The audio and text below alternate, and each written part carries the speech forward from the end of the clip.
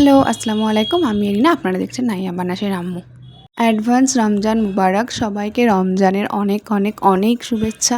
পবিত্র রমজান মাস সবার খুব খুব খুব ভালো কাটুক। চলুন আজ আমার কিছু বিশেষ বন্ধুদের সাথে আপনাদের দেখা করাই। এদের সাথে পরিচয় হয়েছিল অবশ্য আমার মায়ের হাত ধরেই। উচ্চ মাধ্যমিক দেবার পর যখন কিছু একটা শেখার ভূত মাথায় চাপে, তখন মায়ের হাত ধরেই টেলারিংয়ের ক্লাসে গিয়েছিলাম এক ম্যাডামের কাছে কাজ শিখতে। তখন আমার মা একটা খুব ইন্টারেস্টিং কথা বলেছিল জানেন।